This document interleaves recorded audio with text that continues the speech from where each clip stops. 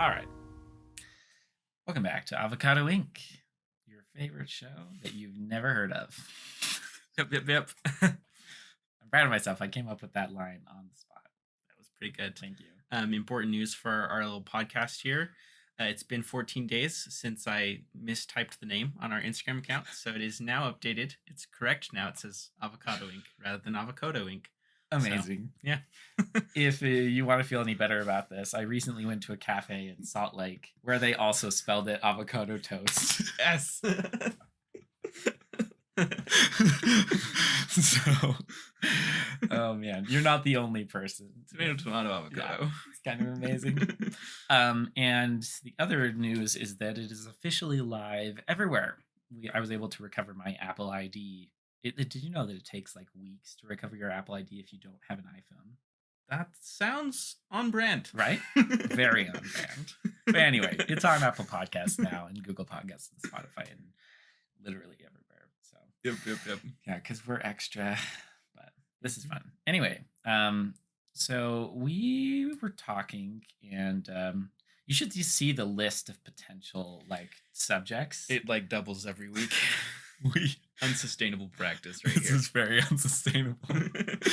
Given the rate at which we think we could like come up with potential topics, we should be doing this like every other day. But there's no way people are that interested. Granted, yeah. Anyway, Are they that interested already? Exactly. Yeah. Who knows? Who knows? But this is a way in which we do think that people who aren't as involved in our lives have a chance to hear what we actually think about things. So, for better or for worse. And in light of the fact that there are lots of things that we wanted to talk about, we think it's important to address kind of a base metaphysical understanding that we have of the world, which is something we've talked at length about, and just kind of, yeah, that'll be helpful in understanding everything else we have to say about pretty much everything. Yep. We just have found ourselves coming back to this idea frequently. Yeah. It's like we talk about and like, oh, that's really cool, and then we like go and we try and break down some other philosophy thing, and then eventually we find ourselves back at this concept. That might just be because it's a concept we like. It might be because it's fundamental to the universe. That would be fun. Dun, dun. Probably the first one. But either way, yeah, we wanted to talk about extension. Yes. Okay. So the best way to understand extension at a really simple level is to talk about time, because it's the kind of extension that we are the most familiar with. But it will take a second for you to understand what we mean. I've realized I have to be technical when I use the word temporality, because there are spaces, at least in philosophy, where temporality is used a little bit different than how I intend to use it. Yes. So let me define temporality for you in our discourse. We take time to be something which can be safely assumed to exist outside of our perception of it. Okay? There's some kind of progression of things, and this sort of progression of things can be measured. We have so much information about this. Thank you, Einstein in particular. And that's all fine and dandy and interesting. Temporality is only tangential to the concept of time, because temporality has to do with the extended space through which we experience something that is akin to time. So another way of putting this is that if it were possible to have a sensor that senses time, that is temporality. So it's very simple, similar to how we have sensors for light. We have sensors for pressure, for heat, and for taste and smell. That's pretty much it. Oh, and sound. We can also sense waveforms. Time is it's something that's difficult to sense. As you're thinking about these examples, I'm sure you're having thoughts to come to your mind along the lines of, well, like light is, it's like a thing, right? It has some kind of material property that makes it much more easily sensible. Time is it's a meta concept by definition. If you only ever were to look at a particular moment, time doesn't exist. Yes. Take a freeze frame and it's gone. Yeah, exactly. So, in any material sense, time doesn't seem to exist. So, this is what's so fascinating is that part of the reason that we have the concept of time that we do, the reason that we think of time the way that we do, is because of temporality. Okay. So hopefully that's enough of a basis to start the more technical uh, layout of this. So first we start um, a present. So there's something about time in which the present moment, or in other words, what exists, is the only thing that exists. This is weird because um, we have lots of ways of trying to reify or make real things that have happened before the present Mhm. moment and things that will happen. And as accurate as our predictions can be about these things, on a really fundamental level, we only have access to what is occurring right now.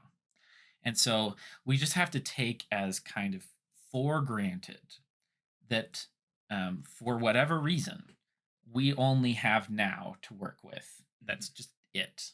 I'm going to add a caveat here. This is definitely a existentialist type thought. So, Yes. um, all of these different assertions we're making, we're not representing all of philosophy here. There are people that really would hate us for the things we've said thus far, to a surprising degree.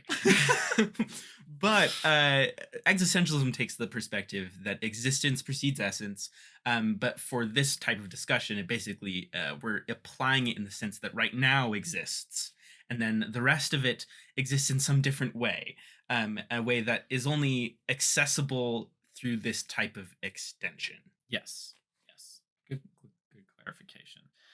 Um, and when we say that only right now exists, I should point out to all those physics lovers out there that the question of what now is might appear very difficult. Yes. And I would agree that on any objective scale, the question of when now is an impossible question because as Einstein informed us, now is a purely subjective concept. Mhm. It depends on your location in space-time and what you're doing, right? Yeah. And so, yeah, we have basically no comments about what the objective sense of time is, Mhm.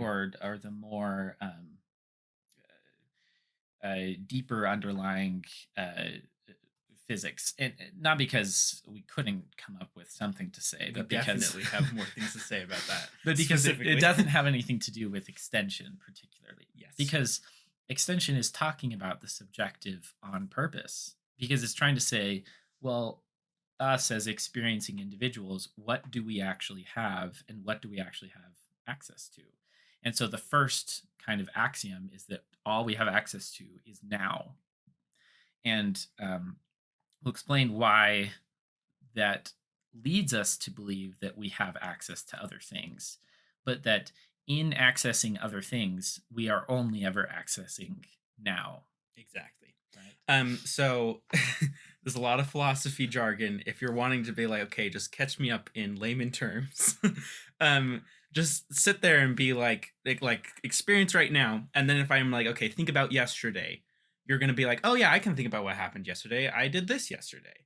Um, but we're pointing out that what you're doing there is you're taking your reality, your current state of affairs, and your current neurochemistry, and then you're extending that to extrapolate what you think yesterday was like. Is your memory going to be accurate? No, absolutely not. And if you disagree with us, then talk to a psychologist. But you can do the same thing with the future as well. You can think of what will happen tomorrow, and this one it's quite clear that it's just you predicting it from what you have right now. But that's the idea. You have your present state of mind, and your present state of mind has this very strange capability where it can purposefully and just naturally does this, where it extends itself. It says, this is what I was yesterday, or this is what I will be tomorrow. And it's kind of pushing out from the now in those directions. Yeah. And we'll end up restating the same thing multiple times in different ways, Mhm. hopefully to help it make sense. But um, we have kind of identified, from a materialist point of view, three basic functions that make this all work. One is what you might call the basic sensory function, which is that there are things occurring and we sense them in some way. And those sensings, although there are slight time, differences, there's been a lot of studies about this, how like there's a delay effect between when your eyes, like directly interact with light and when you perceive that your eyes have Mhm. have interacted with light. But we can ignore that and just say, when it is that you in any conscious sense perceive the light, and just take that as the sensory thing, for simplicity's sake, because that allows us to say there is a now that exists in a purely sensory way, Mhm. right? I'm just I'm just sensing a bunch of things.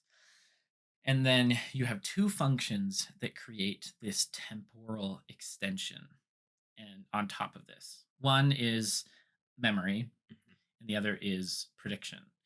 um, and in a cyclical way, these build onto each other to create the sense that you have a space that you live in that is not just now, that you feel like, when you think about my experience, I'm not just living at this particular hour and minute. I'm living in today. Yes. Today is March 12th. There's a whole day that I'm living in, and then there's a whole year that I'm living in, And and there's a there's a whole whole life. lifetime Yeah. that I'm living in. Right? There's like a Probably. space. Yeah. The probably the wildest part of this is just how much freedom of movement your brain gives you with this type of thing. Like it doesn't seem strange unless you stop to look at it, but the relative ease with which you situate yourself within all of human history. Like that's wild that you are able to do that just by thinking about it. Whether or not you can do it accurately is another question. But yeah, no, like your brain is doing this constantly and at different scales with different levels of confidence and different levels of accuracy. um the time, the usually the smaller the time frame, the more confident you are in that time frame, and the more your brain will tell you you're confident. Versus if you try and reach further into the past, the more foggy it gets.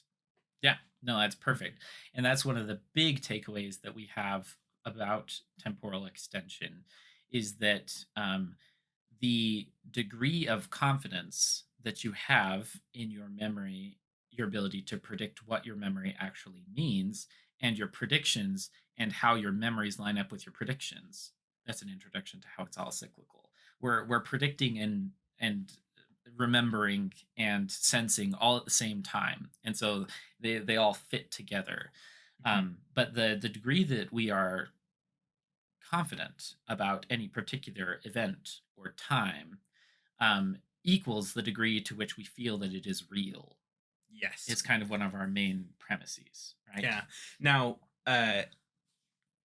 keep in mind, we don't think it's real. Not in the sense that this is what actually happened in the past, Yeah. but it is real in the sense that this is how the current present is going to react to the past, which is real in its own way. And most importantly, it's real to you, which is probably the most important thing for us to be looking into, because what is real to you, what you perceive to be real, is then what informs everything about you. So that doesn't mean there aren't times when we need to correct our memories and stuff like that, but it does mean that we need to take very seriously when our brains tell us that something is real. Yeah. Um, okay. I think that's clear. Let's take some interesting examples then of how this fits into the rest of how we function as humans, and ideas that we've had to get your mind going a bit. So when we first started talking about this, we were trying to figure out how we as humans come to make decisions. And so this is a very fascinating application of this temporal extension, which is simply put that as we're just sensing and experiencing the world, let's just assume that the materialists are right and that in reality you don't make any decisions, right? You're just a biological machine, and I don't. Well, this doesn't. You don't have to react badly to this in some Mhm. way. Let's just put this in the most positive light as possible.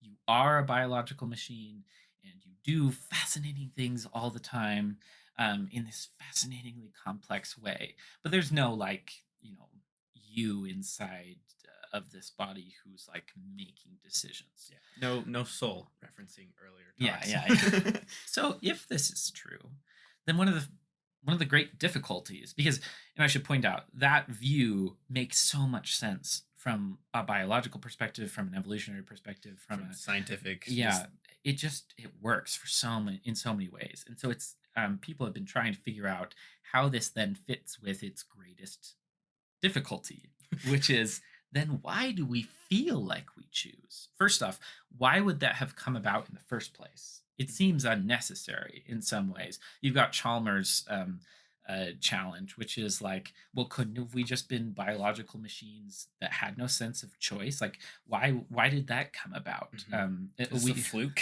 yeah, we could just be doing all the same things without being experiencing individuals at the same time, Mhm. right? And I would like to point out throughout philosophy, which I mean, I love to point out that philosophy was before the rest of the sciences, um, but Subtle flex. subtle flex. But a lot of the foundations for how we do science and how we think about rationality and how we reason through everything, a lot of these came from philosophers that were specifically trying to parse out how we do this thing, which is we are free, because most of them believed we were free, but then also cause and effect is a thing and we are affected and we're part of the world. That like dichotomy of trying to reaffirm that yes, we are free individuals that make choices while also having a world that follows rules. That is actually it's not just the foundations for a lot of Western philosophy, it's the foundations for most science. Actually, this disagreement is about as old as it gets when it comes to this type of discussion.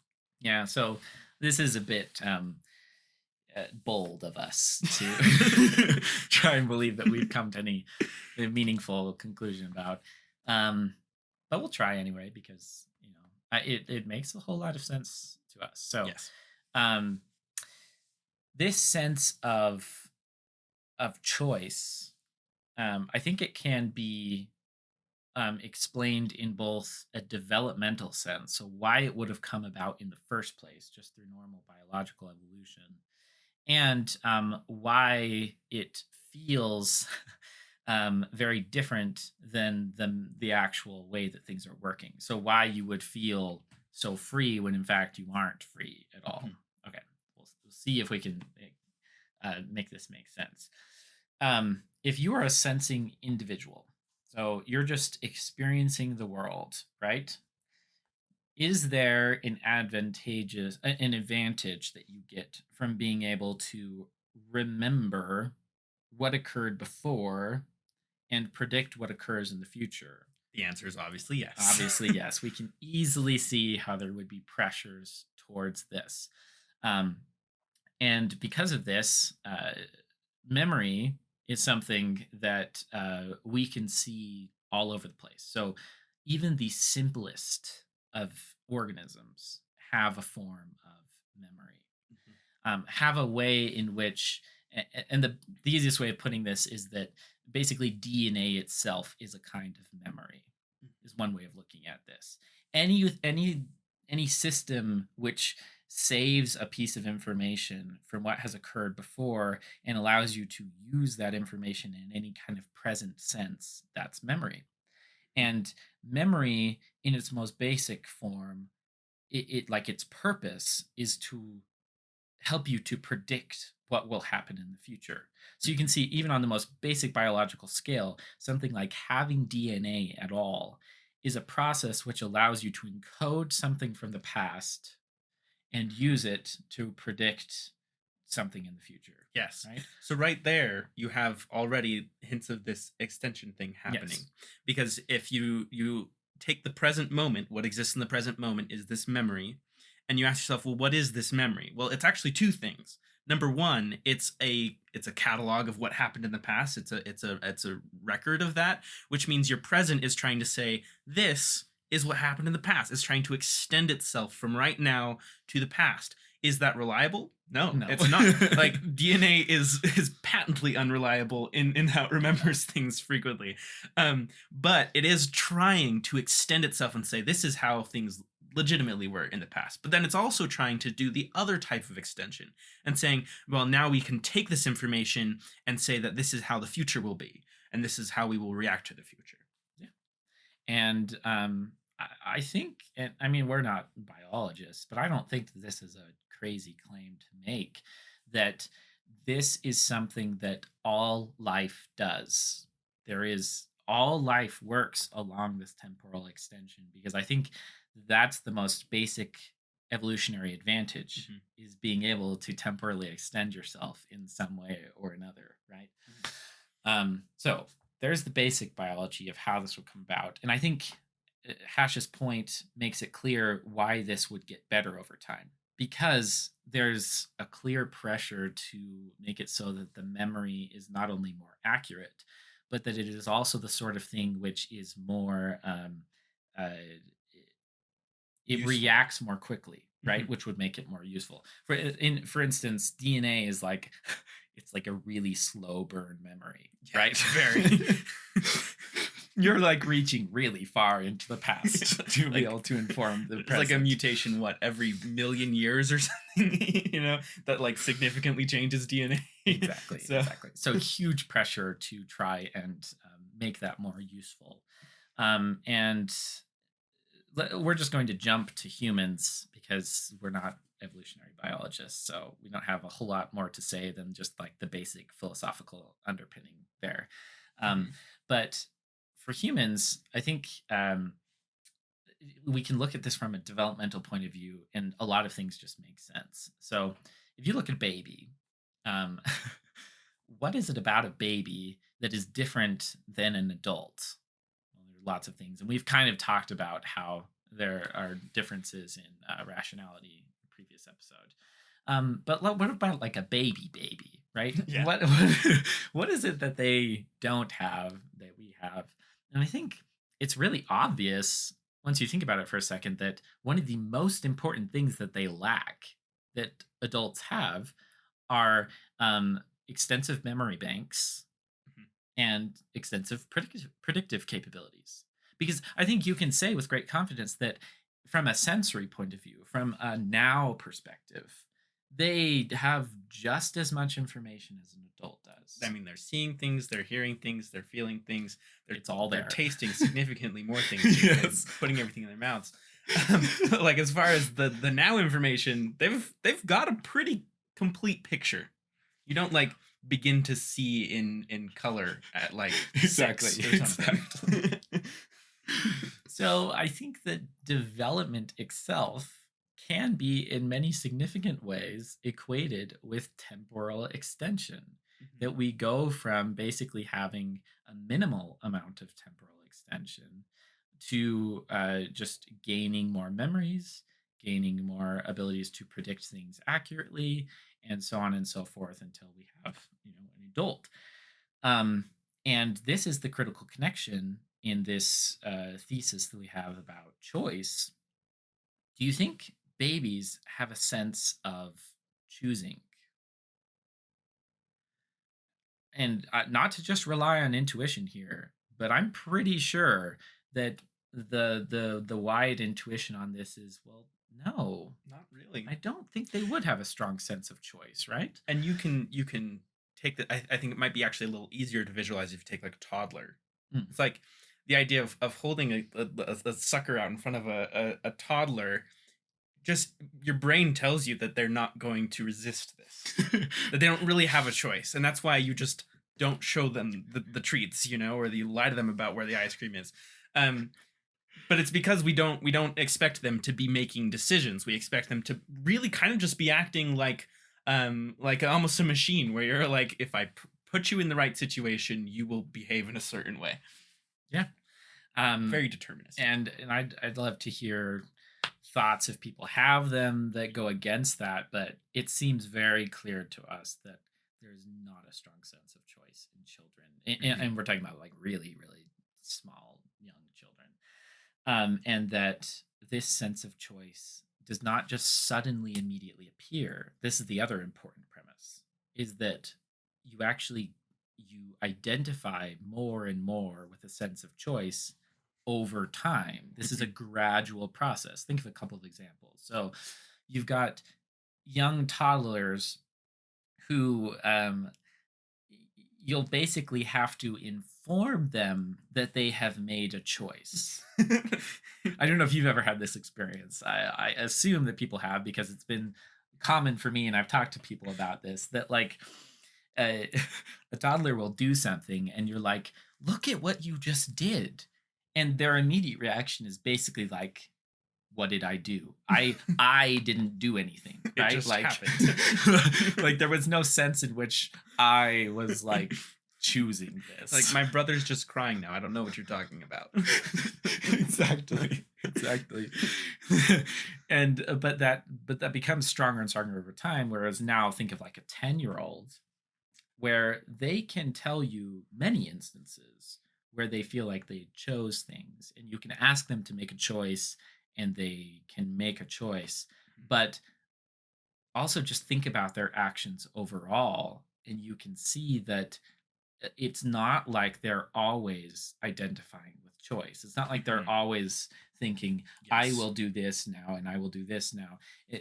They're still running on autopilot in a Yes. significant way. And just a callback to our conversation about autonomy and minors. When we talk about identifying with an outcome, Oh yeah. this is what we're kind of referencing. We're going to talk more about it, but we specifically are talking about how there's a significant thing going on when someone is able to say, this was me who did this, and I chose this. So Yeah. Yeah, yeah, yeah. And once you accept these two premises, that we don't start out with a strong sense of choice and that we develop a sense of choice more and more, or we identify it with it more and more over time, then this leads us to some interesting conclusions. One is the basic question: if you don't accept the materialist premise that we aren't free and stuff, if you insist that we are free to some extent, well then I think this is a very different and interesting challenge to that. Well, then why would we develop a sense of freedom? yeah. Why would why would we feel more free over time, right? This becomes particularly problematic if you take any of the like specific theories of how free will Oh yeah. works seriously. Like if you take which philosopher is the one that was like, you have a single particle soul, or at least it's like irreducible your soul, and that's what makes decisions for you. I mean, Um, are you talking about I Descartes? think it's Descartes. Yeah. But if you take that to be the case, then you would have to be like, yes, so you develop this Exactly. indivisible thing. And I'm sure you could come up with reasons that you might Mhm. be able to explain, and that's fine. But I want to posit what I think is a far simpler and better account of this phenomenon, which is that the development of choice directly comes from a development of temporal extension. Mhm. And the reason why can be explained by bringing up our previous point, which is that as you develop temporally, so you gain more and more memories, and you gain a greater and greater ability to predict things, your accuracy vastly increases. Um, and the simplest way to put this is that we're pretty sure that if you get close enough, so we're talking about things that like just barely happened Mhm. or things that are just about to happen, that we can become so familiar in a temporal sense. So the memories that we have about what our own body has been doing. Mhm. So we take sense, and then there's something that is remembering how the sense interacts with what the body does, that basic process, that you can get so much information about it. And if you think about it, this you would get more information about this than anything else Yes. Yeah. as an experiencing being, right? You have no more greater access to information than your own body, right?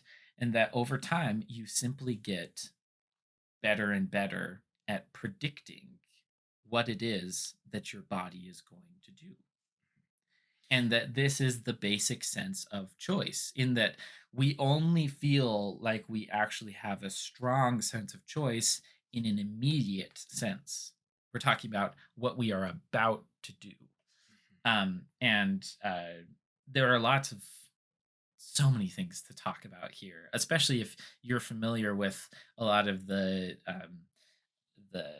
literature on free will. I'm sure you're having questions pop into your mind about things where, like, well, what about moments when you aren't sure what you're going to do and you can surprise yourself? I think there are things to say about that. But Yes. before we jump into all of that, just want to make sure that this point is clear, that the basic thesis is that a sense of choice is actually just an extremely high sense of confidence Yes. about what is about to occur. Now, here's where you might be like, okay, but if I'm really good at predicting what I'm about to do, that doesn't make it sound like I have a choice. That makes it sound like I just know it's going to happen.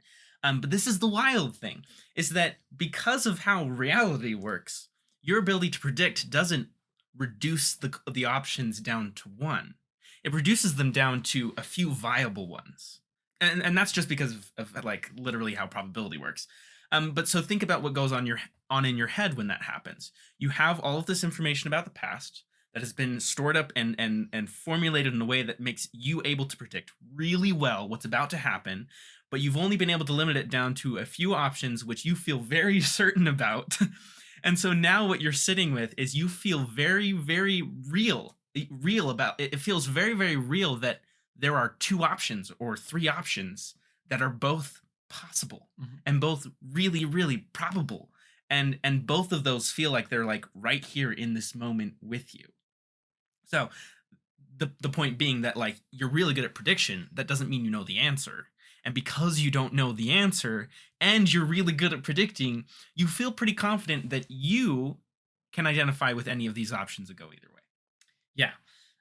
The one missing point is that you got to remember that we got to bring the time delay back in, which is essential. Is that there is a time delay between what it is that is actually occurring and your analysis of what is occurring. And I think that this explains the missing point to what Hash is saying, that you've gotten so good at predicting. So you're very aware of what the circumstances are of what's about to occur.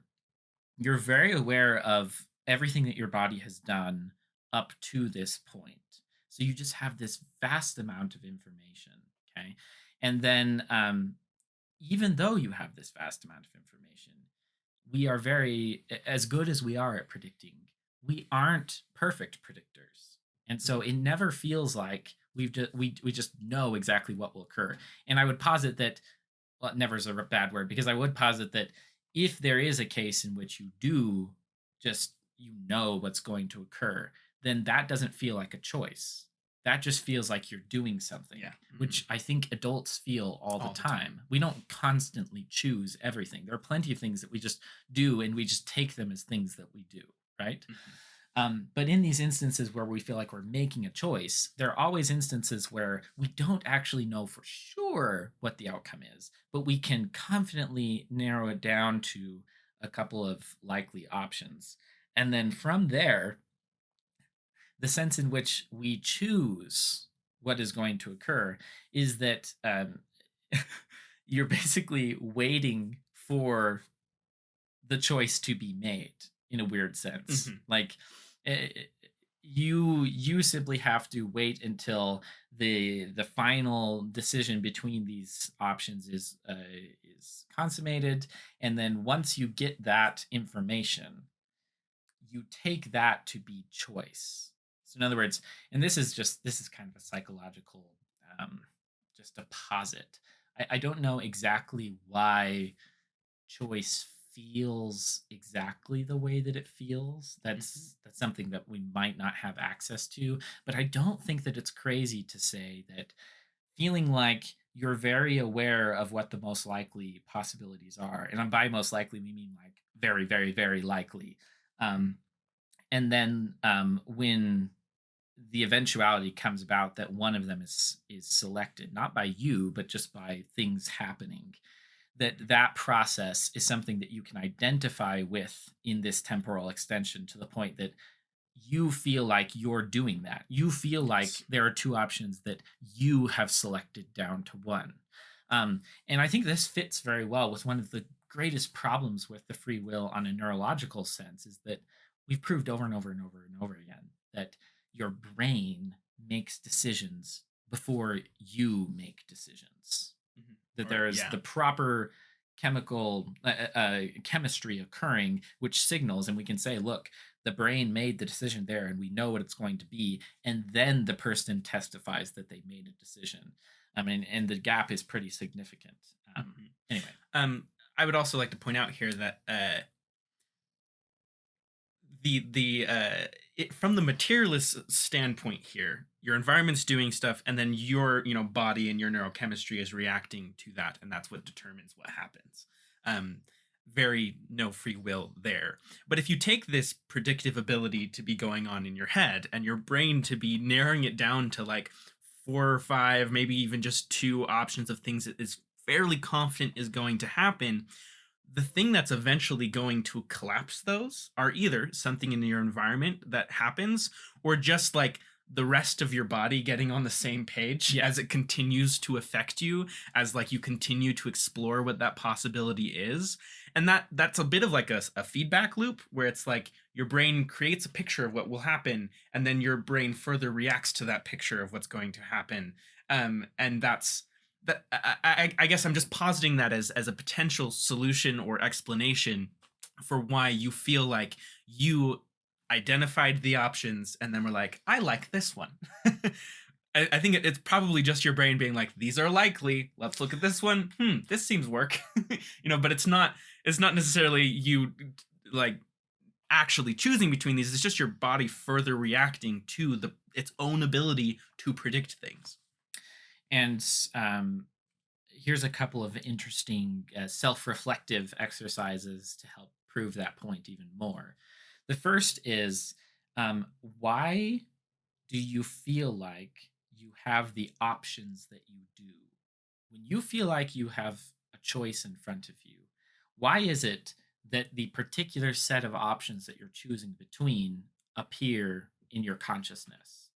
If you were truly free, I feel like it would be safe to assume that you would just feel like you could do anything. And there's a certain way in which we feel like we can do anything, but I don't think it holds up to scrutiny very much. If you Mhm. really sit down and think about, I'm about to do something, what am I going to do? You have options that come to your mind. You don't have just I could do literally anything. You have a list basically of options that could occur. And so that's a problem if you are actually free, but actually makes perfect sense under this framework. The other interesting thing is just do an exercise of like, well, actually, there's a great example from Sam Harris, his like cities thing, where I ask you to think of a city in the world, and then just pay attention to the process that you go through as you choose this city. It's very likely, in that this is what pretty much everyone reports, is that the first thing that occurs is you have a list of up to about 10 cities come to your mind. It's usually no more than that.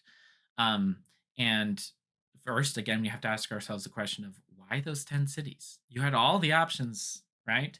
But you're not thinking of all the cities. You're only thinking of some of them. And then another thing occurs, which is you'll usually narrow that down to about three cities.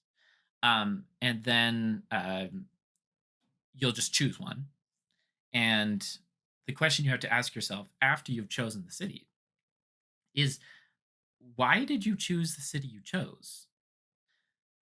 And it seems benign at first, but it makes more and more sense as you think about it. Because if it really was just, I chose it because I chose it, then that's what would come to mind.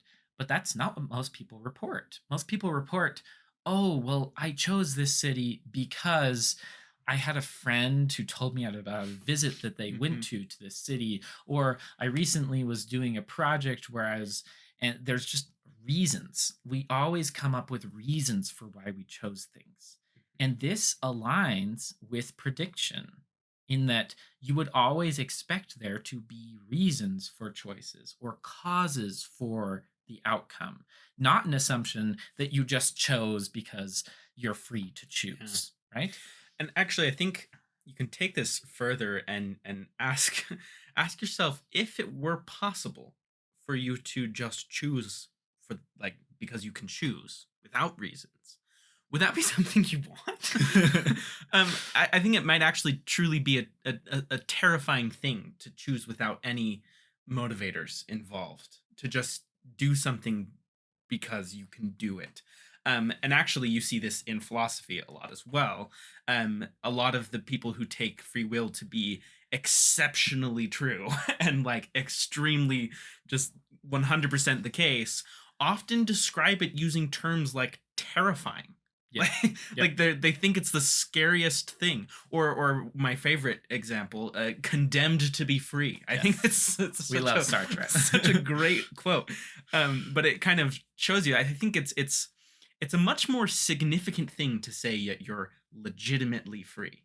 And I think it's actually a much more natural and perhaps even comfortable thing if to say that you aren't free and that it's just prediction going on in your brain if you understand what we mean by that, Yes. because it doesn't mean that like there's someone controlling you. It doesn't mean that there's some like orchestrated thing that you're just here for the ride or that you've been lying to yourself about what's going on. Your brain's actually pretty transparent about what's going on. That this doesn't necessitate that like you're making a decision in a classical sense. So this is what we mean by the temporal extension being so fascinating as an extension, because hopefully this example has illustrated how you can get something that feels very real, and in a certain sense it is real. It's real that we feel like we can choose. That's completely valid. It may not be real that we can actually like choose, in spite of other things, or however you want to formulate that. But it doesn't really matter, because we're just trying to point out that extension's fascinating because it allows you to deal with kind of different levels of reality. It's just like the basic definition for the extension itself. Time is something that's real, but our temporality, our sense of time, doesn't reflect time. We're hugely biased towards particular memories, and we can shift memories around in time. We can get things wrong. We can get our prediction is fascinating. Like our sense of the future, we haven't talked about this much, but sensing the future is weird because there are certain things when you think about it that you feel like certainly will happen, and it makes the future feel real to you. For instance, I'm just 100% confident that the sun is going to rise tomorrow, Mhm. even though that there is no such guarantee in a technical sense. Something could happen where that won't occur, but we've just had so many examples of the sun rising at this particular predictive cycle that it just feels completely, that makes tomorrow feel real to me, Yes. right? When in fact, thinking about the actual reality of things, um, we can recognize easily that it's probably not so simple. Um, so yeah, the relationship there, hopefully is clear in the example of Mhm. choice. And one thing I really like about this conception of extension and how we've used it, and part of the reason why we come back is that it provides a significantly better explanation for how what our lives are like, our experience is like in terms of reality. See, because there's a lot of competition about how we talk about reality. There's a lot of people who want to say this is what reality is. This is what reality is, and they want to be the ones that are right about that. But if you take the purely materialist perspective without a concept of extension kind of built into it, you end up describing only this second as real. And that doesn't feel like it matches to our experience. But then if you take people who take all of time to be real all at once, which a lot of people do, it's a really, really popular belief. Um, that also doesn't feel right because we there's something about the future and about the past that doesn't feel as real as this. But we can't just put a bell curve on it and be like, okay, right here's really real, and then at the edges it's not really real, because there's certain parts of the past that feel more real than other parts of the past, and the same goes for the future as well. And the more you try and like figure it out, the more you realize that the thing that seems to be determining what is real or what feels real is your brain's own ability to remember and to predict, and how those things are related to each other. Yep. And yeah, so much built into this. So let's just give you a small teaser of the things that we want to talk about within the realm of temporal extension. um, the first is an idea, kind of a reconception of death itself, Mhm. and how that relates to death as basically an extreme shift in the temporal extension, or in other words, a loss of temporal extension. Mhm. And how it both functions as an event, like it changes how your brain can do things because you die, but then also how it functions as an event in the future, as something that you can predict with absolute certainty Yeah, to in some specific ways, which makes it one of the most real things. just so fascinating. Very wild. And we basically posited that that's why we care about it so much, Mhm. is that it's like the one future event that feels completely inescapable, Yep, yep, yep, and yep. thus the most real. Mhm. And then there's also an idea of kind of how, because there are different levels of reality from a subjective point of view, this might be able to tell us quite a bit about different levels of reality in an ontological sense. Mhm. And so we've kind of used the same principle to, although there's a lot more explaining that needs. This one's hard to put simply, but basically that things seem to be absurd in this. It's both real and not real at the same time, and at different levels, at different places, Mhm. on not just a perceptual view, but on a really fundamental Fundamental level, level. right? Another thing that I think I want to talk about this at some point, because we talked a lot about it a while ago, but I want to rehash it out. And that is how this all relates to just basic understandings of like rhythm and patterns and Mhm. stuff, because there's a very interesting connection between extending something and having something exhibit a regular pattern. Those usually go hand in hand in biology and science and everywhere. So that's another thing that I want to talk about.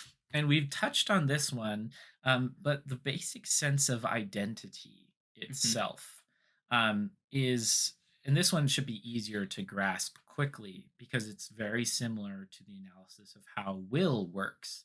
Identity is very much the same kind of thing, where, I mean, I could just posit this question for you, and I think it basically answers itself. If all you had was your sense, just what you are sensing, just remove memory and prediction from the picture, would you have a self? Would you identify as an I? Would there be any sense of identification at all? And I think no. I think the answer is very clearly no. And that leads you very nicely into a conversation about how our identity is is dependent on our temporal extension, and the ways in which changes to our temporal extension correlate to To changes. changes in our Yeah. identity. It's fascinating. And this has so many implications about things like the way in which we care about a notion of our identity changing in the future, but it's impossible to care about your identity changing in the present because Mhm. all you have is your identity in the present. So, in other words, a quick example is like somebody with Alzheimer's. You are scared to become someone like that because you have a sense of your identity and you have a sense of how your identity would change if you were like that. But the person with Alzheimer's has no such sense. There's no way in which they're sitting there regretting who they were because they don't know who they were and you Yeah. don't know who you were. All we ever have is Mhm. who we are. Now, the experience of Alzheimer's can be very distressing for other reasons, but the point is that once you no longer have that extension, it can no longer bother you. Yeah, yeah. If you have that extension in certain ways, like if you have very foggy memories that are confusing, Yes, this is true. that can be Yeah. very, very psychologically harmful. I also think that here there's actually a bit of a this is kind of a rhetorical note. I want to make sure that the idea comes across well. We say extension, and when you're thinking extension in your head, you're probably thinking of some type of like reaching out from this point. As we've described it, it's like you're right here, and then you're reaching out to try and touch the future and the past, if you want to put it in a metaphor. But there's a really real sense in which you can describe extension in the opposite way, where you can describe it as the past and the present coming to you in a sense. Past and future. Oh yeah, yeah, past and the future coming to you. The idea that like your memories are not you reaching into the past, but they're actually the past being here with you, and your prediction isn't the future out there that you're reaching out to, but if it's whatever it is about the future that can be determined being here with you.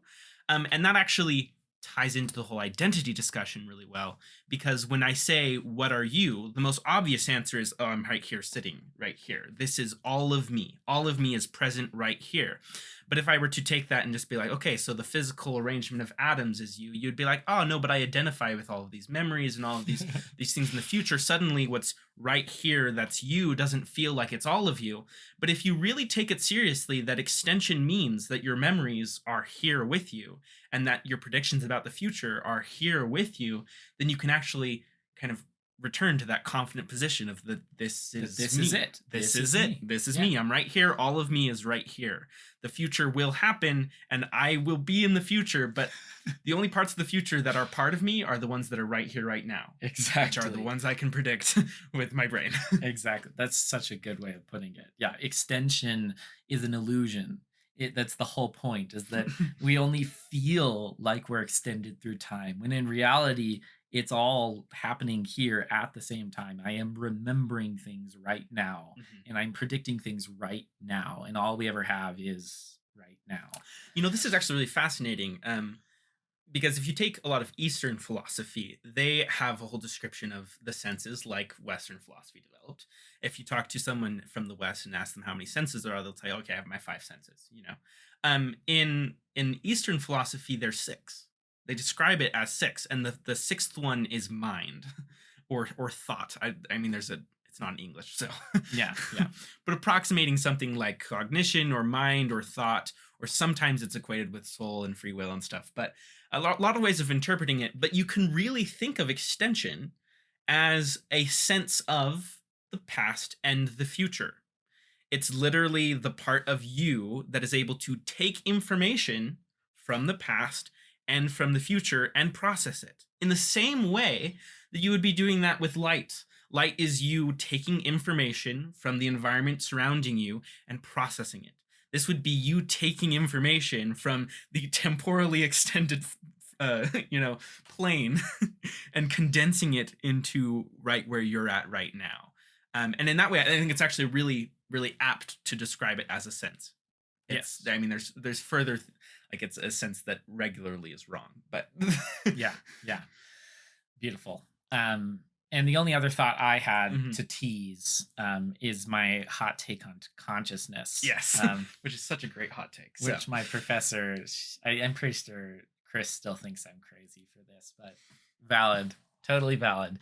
So there's this question, which is known as the hard problem of consciousness, very famous question, which is, um, great materialists, you've got so many things going for you. we really seem to be able to describe things through emergent properties and just interactions of matter in general. But how do you get an experience? How do you get subjectivity out of matter? How do you cross that line? Where on earth does experience come from? It seems like, again, the Chalmers, this comes from Chalmers, his question of, well, couldn't you do the same things? Couldn't you be the same kind of functioning individual without the experience? The experience seems tangential to everything. And my theory is just that it's not tangential at all. In fact, it it goes right along with it because I am pretty darn sure that consciousness is temporal extension. When you have, so in other words, we have these senses, we're sensing things, and as we gain more memory and ability to predict, we're basically taking things from time and we're putting them all in the present. And through a function of them working together, it creates a sense of extension. And that's experience. Experience is nothing more than a sense of time, it is temporality. And this will take a lot more talking about because Yeah. this is not how we generally talk about consciousness. We talk about time as being like a feature of consciousness, but I don't think that's accurate at all. I think it is that Mhm. we take ourselves to be Yeah. conscious, and that the conscious experience is literally nothing more than an experience of time. Mhm. So we'll do a whole episode on this for sure. Maybe two. I don't know. But just to keep you excited, I think we solved the two body problem. Or I mean the Yeah, mind body clearly, problem. clearly we're geniuses. All um, right.